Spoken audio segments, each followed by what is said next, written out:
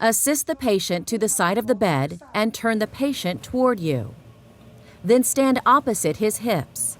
Turn diagonally so that you face the patient and the far corner of the foot of the bed. Create a wide base of support by spreading your feet apart, with the foot that's closer to the head of the bed in front of your other foot. Then slip your arm, the one closer to the head of the bed, under the patient's shoulders to support his head and neck. Place your other arm over the patient's thighs. Move his lower legs and feet over the side of the bed by pivoting toward your back leg, allowing the patient's upper legs to swing down. At the same time, shift your weight to your back leg and elevate the patient on the side of the bed. Help him move to the edge of the mattress. Let him sit on the side of the bed, legs dangling, for a few minutes before transferring him to the wheelchair. Do not leave him unattended. Help him put on non-skid footwear and place his weight-bearing or stronger leg forward, with his weaker foot toward the back.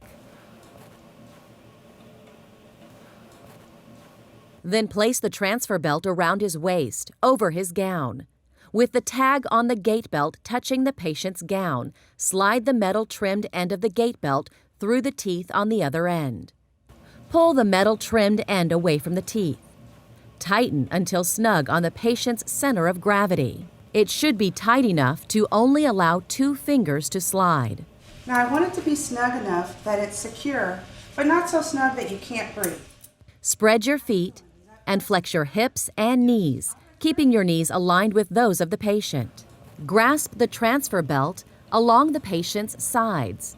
Be sure to position yourself slightly in front of him to guard and protect him throughout the transfer. On the count of 3, rock him up to a standing position by straightening your hips and legs, keeping your knees slightly flexed. 1, 2, 3.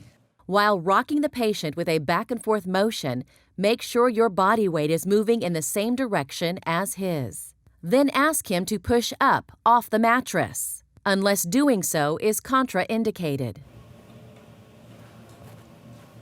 If needed, maintain the stability of the patient's weak or paralyzed leg with your knee and pivot on the foot that's farther from the wheelchair.